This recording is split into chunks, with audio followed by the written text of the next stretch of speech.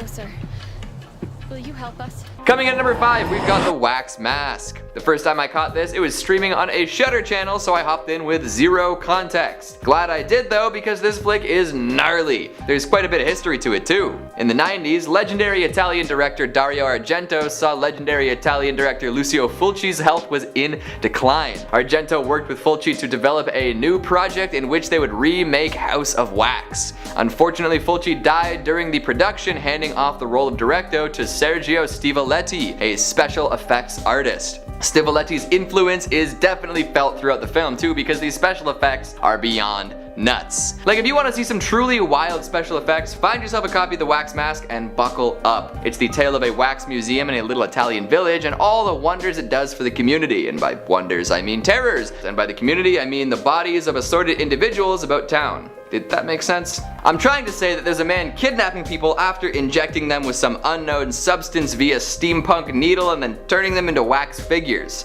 Also, the man has a metal claw for an arm and tends to rip hearts right through chests, no problem. And you get to see all of it. Like, the gore in this movie is incredible. So much body horror. You get to see people hollowed out and turned into wax figures by some incredible dehydrating machine. Watch in terror as a man's skin melts away, revealing a Terminator-style metal skeleton. Every kill, every act of violence, every strange melty aside, it's all awesome. It's a crying shame more people haven't seen it. So if any of that sounds interesting to you, I implore you to go check it out immediately. Just don't expect any Oscar-winning performances, alright? Coming in at number 4, we've got Hellhouse LLC. Okay, so this one might actually get talked about a little bit, but still way less than it should. In my eyes, this is the kind of found footage movie that should be the yardstick by which other found footage flicks should be measured. It's not perfect, but it does get enough right within the found footage genre. It doesn't rub your nose in all the scares, and it doesn't rely on jump scares nearly as much as other movies tend to. And the fake documentary taking a look at the fake found footage angle is actually pretty effective, both in telling the story and in providing a creepy atmosphere.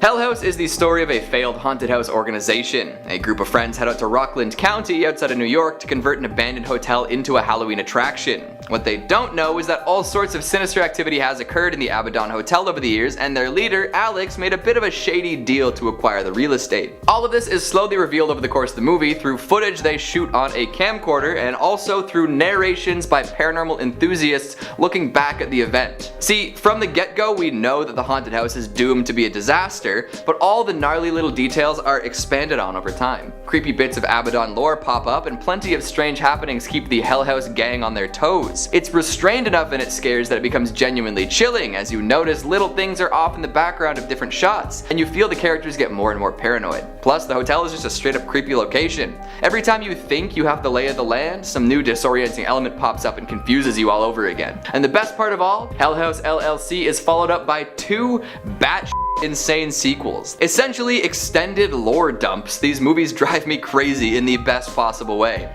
Every loose end from the first Hell House is explored in a depth previously unimaginable, and it's all done up with like a budget that was obviously much smaller than the first movie and some actors that may or may not be able to carry their weight. It's the best thing ever. And considering all the hardcore horror movie theorists out there, not enough folks are discussing the lore of the Abaddon Hotel. Marathon the trilogy ASAP and let me know what you think. Coming in at number 3, we've got Splinter. The wicked monster in this movie is enough to warrant lengthy conversations, but that just doesn't seem to happen. Sure, it doesn't have the star power or legendary appeal of a lot of other more famous infectious monster lockdown movies, but it's wicked cool in its own right. A vacationing couple gets carjacked by an escaped convict and his substance-reliant girlfriend, and the 4 of them end up at a dingy gas station. The station, unfortunately, has been recently attacked by a horrifying splinter-covered creature that assimilates any flesh it can find into its own horrid body. The 4 folks must then lock down the gas station and survive until help arrives, but help doesn't know how to deal with the dark and dangerous threat any more than they do. Yikes. Splinter is a tight and tense horror movie with very little fat to trim. It's pretty much one location with some stressed out strangers having to be as resourceful as possible against a supernatural threat. It's by no means a storytelling masterpiece, but every character gets a chance to grow and change a little, and the monster itself is again incredible. It constantly changes form, becoming more wholly terrifying with each iteration, and the way it moves is just spine-tingling. The director worked one-on-one with a trained gymnast to develop some of the most inhuman movements they could manage, and it works like a charm. This is a prime-time example of of what some dedicated and passionate filmmakers can make on a relatively small budget. It's a shame the industry seems to be moving away from stuff like this. Coming in at number 2, we've got Jigoku. Admittedly, this movie is probably less discussed these days because it came out in 1960, and when it comes to old school Japanese horror movies, there are a few more popular choices for the masses to talk about. But Jigoku deserves its time in the sun, or out of the sun I guess, because it's all about being sent to the Buddhist approximation of hell to suffer for eternity. I'm not so sure I'm qualified to say anything authoritatively about this movie, as it is just such a rich text full of all sorts of classical themes and influences, and there's so much going on here, so it's hard to totally summarize. But I'll try. A student, Shiro, is attempting to marry his girlfriend, who is also the daughter of his professor. In a horrible turn of events, he and his sketchy friend Tamura end up in a hit-and-run situation. They choose run, driving Shiro mad with guilt. His guilt causes him to accidentally crash his car later on, killing his fiancée. Of course, this doesn't help soothe his guilt in any way. Soon, Shiro's mother falls ill and he heads out to her remote community to see her. There, he discovers an elaborate web of sinning, with each community member guilty of some sort of heinous act. These sins all come to a head at a lavish party where more or less everyone in town dies from either tainted food, poison, or at the hands of somebody else they have wronged. But death is not the end for these sinners. Jigoku awaits, and Jigoku is equal parts visually stunning and viscerally horrifying. The craftsmanship in the sets alone is worth an essay or two, and that's not even taking into account the camera work that so beautifully displays it. Jigoku is an incredible work of art that somehow has fallen off a lot of horror fans' radars. Coming in at number 1, we've got Nobody Sleeps in the Woods Tonight. It is strange how little folks seem to talk about this brand new Netflix horror from Poland. Like, it just came out, is plenty scary, and manages to be subversive and traditional at the same time. Apparently I'm in the minority that thought it was fantastic, so today I'm going to try to make a case for it. Nobody Sleeps in the Wood Tonight is about a tech-cleansed camp for teens. Their parents send them out to the middle of nowhere to ditch their technology and make some new person-to-person connections. Should be fun, right? Well, it is, until a horrific mutated monster makes it out of its mother's cellar. Then it's a desperate fight for their lives. Plenty of twists here too. I won't go too in depth because half of the fun of this movie is getting caught off guard, and let's just say that there's more going on than you might think. It flips all sorts of tropes upside down without being too tongue-in-cheek or fourth wall breaky, which is actually a nice change of pace. Plus, there is some absolutely gnarly gore here. Top-notch gross out moments for sure. Maybe I'm not paying close enough attention, but it seems as though most folks have sort of passed this one by without a second thought. So let's talk about it.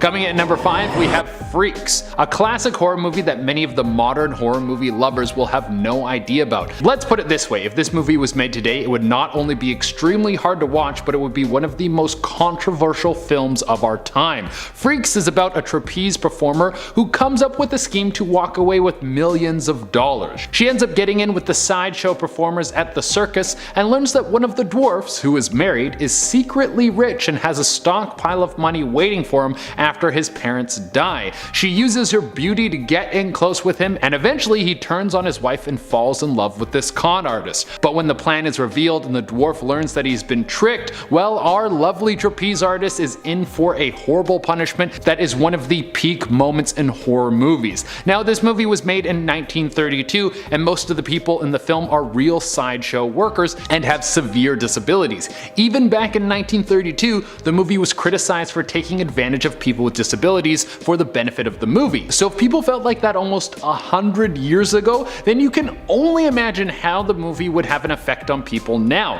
The film was actually banned in a few countries because they found it too hard for audiences to watch, and governments thought it was too disturbing and shouldn't be seen as entertainment. And just so we're clear, the vision that was made in theaters was much less graphic than the original. The original film was actually shown to focus groups, and they couldn't make it through the movie, so it was edited down to be more palatable. I actually have seen this movie. I got a box set of horror movies and I had no idea what it was when I started watching it. There are a couple moments in that movie that still stick in my head, and it's been about 10 years since I've seen it, just so you have an idea of how jarring some of the imagery in that movie can be. Coming at number 4, we have It's Alive. When birth control in the 70s was a new thing on the market, people were very afraid of what the effects could be, and they should have been, because it turns out that many of them were harmful. powerful, but It's Alive takes this fear and runs with it in one of the strangest ways possible. A woman who was on a pharmaceutical contraceptive somehow gets pregnant, and the baby that is born turns out to be some sort of hideous monstrosity that just can't be killed. Even though it should have been killed the second it was out of the womb, it slithers away like the xenomorph from Alien, and then people are on the hunt to take it out. 3 groups of people are chasing this thing down, one of them being the baby's father, who I can only assume feels some sort of responsibility for the creature that is now loose and terrorizing the world, another being the pharmaceutical company who made the birth control. I mean, they want to get out there and cover this up before the news gets word that their pill will cause women to give birth to killer mutant babies that have an endless lust for blood. The CEO of that company was probably freaking out because he doesn't want the stock price of his company to go into the toilet. That would be bad for the look of the company. And the last group that is chasing down this rugrat from hell would be the police. They are just trying to do their job. In the end, the police kill the youngest killer in the world, and right when the viewers think it's time to kick back and feel a wave of relief wash over their body, the police get a call that another baby like this was born in Seattle. Whoa! Honestly, a pretty solid way to end a horror movie. Coming in at number 3, we have Possum. Now for our next point, we're going to jump across the pond and look at one of the most bizarre horror movies in recent years. No, not every movie on this list is going to be something that was made decades ago. Possum is a British movie that is directed by famed comedy writer Matthew Holness. And if Get Out has taught us anything, it's that comedy writers have a pretty good understanding of how to make a good horror movie.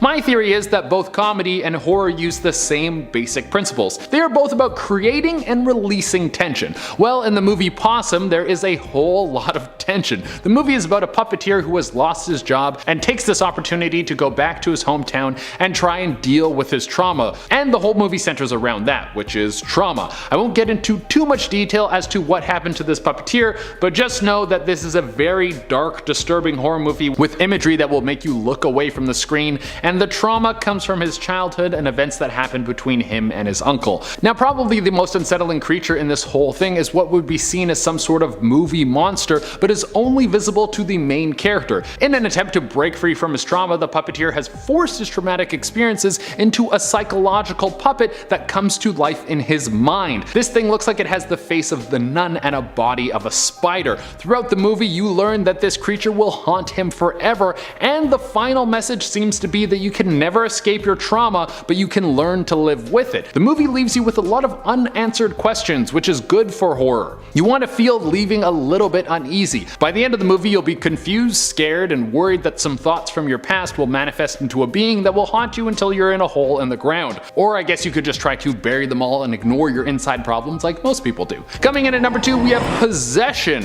One of the weirdest horror movies that you will ever come across, but the whole thing is a wild ride that I recommend people jump onto. The Possession, at its core, is about 2 people going through a divorce, and let me just tell you that the movie is very different from Marriage Story. For one, there are no memes about it. Well, the movie follows a man and woman as they split up, and the whole experience is devastating for the 2 of them. There are several scenes in the movie where the female lead, Isabel Ingani, is expressing herself in the most over-the-top dramatic way you could imagine. Her counterpart, Sam Neill, is trying to quell these outcries in a way to control her and keep her for himself. That's partly why the movie is called Possession. The other reason that the movie is called Possession is because there's a whole lot of God talk throughout the movie, and some sort of demonic monstrosity covered in blood that is creepy enough to make you want to sleep with the lights on. The whole movie is shot and acted like a dramatic Greek play. You have swooping camera zoom-ins that take too long, and breakdowns that take way too long. From a classic horror perspective, the movie might be a little too strange for you. If you're looking for a horror movie that's just going to walk you down a road to a creepy monster and have a couple of lustful 20-somethings killed in a car because they got a little too handsy, well then this is not going to be the movie for you. But if you're craving something a little bit more bizarre and something that can be considered a very art-housey movie, and you like it when bloody monsters kill things, then you should jump into this one because it's one hell of a ride. And coming into the number 1 spot, we have Creep. Creep is probably the movie that makes people at home terrified because it builds a villain that is so believable. It will have you locking your doors and windows and never accepting an invitation to someone's cottage again. Now, even though this one is more popular than some of the other movies on this list, it's still a hidden gem for most people. I think deep horror fans have all seen this movie, but if you have a friend who is just starting to get into the genre, then you are going to want to get them into this movie quickly. I put this movie so high on the list because I love found footage horror. It's one of my favorite types. I think it's because the movie feels so real, and part of what makes the slowly unveiling Psycho so menacing are the awkward moments that you're forced to watch. And because the movie is about a filmmaker who is asked to go to a cabin in the woods with a stranger so he can film his will and the end of his life, our spooky cabin owner is apparently dying, those awkward moments become frightening because you have to be stuck with the person alone. What would it be like to be captured with someone who's extremely weird and they do something you would normally just walk away from, but now you have to stay and look at them in the face for who knows how long. Coming in at number 5, we've got Hagazusa. If you're a fan of Robert Eggers' work over the last half decade or so, this is a movie you should have on your list. Slow and steady is the name of the game here, with plenty to soak in before the real scares start swinging. Some folks have compared this to The Witch, which is a pretty fair connection to make. It's a period piece largely focusing on a recluse who has trouble adjusting to life away from society. There's whispers of witchcraft, plus the title is literally another word for witch. There's goats too. All the elements required to compare something to The Witch is there, but Hagazusa is quite unique in its own right. The story takes place in a remote village in the 15th century Alps. Of course, this means that the movie is ridiculously gorgeous, like stunning natural vistas, beautiful mountaintop shots, and more. This natural beauty, though, is contrasted by the actual events happening. We follow a young woman, Albrun, as she lives an isolated life from childhood. Her mother was seen as the local witch and not really trusted by anyone. Locals would make their way out to their secluded shack just to torment the young fatherless family. Eventually, Albrun's mother falls ill and starts to act unlike herself. She cannot care for Albrun anymore and disappears into the woods in the middle of the winter. Albrun discovers her mother's body the next spring and must become self-sufficient. We then jump forward and follow an adult Albrun, now a single mother herself. She lives in the same shack, tending to her goats and caring for her baby. This lifestyle doesn't sit well with the locals though, who berate her whenever she comes into town. She strikes up an unlikely and uneasy friendship with a woman named Swinda, but it doesn't end very well. The cruelty of people becomes very clear to Albrun, who finally decides to turn to what isolated her mother from the rest of society: witchcraft. After communing with the skull of her dead mother, Albrun begins to act strangely and sees the world very differently than she used to. And from that moment on, the world becomes much more terrifying. Hagazusa is one hell of a slow burn, but the gorgeous cinematography and haunting soundtrack provide a spellbinding backdrop that keeps you invested. As each event unfolds, feelings of unease and dread rise. You want Albrun to live a happy, if lonely life, but the world just doesn't want to let her. And once she makes the decision to leave communal life behind, there is no going back. The final stretch of this movie is impossible to forget and full of dark hidden meaning. I can only assume that less people talk about this one because it's a German period piece, but if any of what I just said speaks to you, definitely give this movie a watch. Hey folks, just a reminder to give this video a big thumbs up, it really helps with the algorithm. On with the video. Coming in at number 4, we've got Grave Encounters. You know I've got to shout out this Canadian found footage supernatural horror, all those categories speak to me. And it seems that even less people have regular conversations about Grave Encounters than Hellhouse, which is crazy. So please, if you're a found footage fan, give this a watch and talk about it. We need more Canadian films brought up in conversation if we have any hope of staying relevant. Interestingly enough, when this movie came out, its trailer was a surprise hit. It racked up over 30 million views, which might not seem like all that much now, but in 2011, that was a big deal. I'll stop hyping up the surrounding circumstances now and get to the actual movie. We follow a TV crew who has decided to investigate an old abandoned medical facility. They made 5 episodes of their show, Grave Encounters, before the previous crew went missing during a shoot. Their new crew wants to follow up on what happened and makes their way to the Collingwood Psychiatric Hospital. Let's be real though, abandoned psych wards are a pretty classic creepy location, and especially when they're being investigated found footage style. Hell, there's a whole genre of YouTube content dedicated to exactly that kind of experience. Shoutouts Top 10 Central Dark. Of course, when they all arrive at the hospital, nothing is as it seems.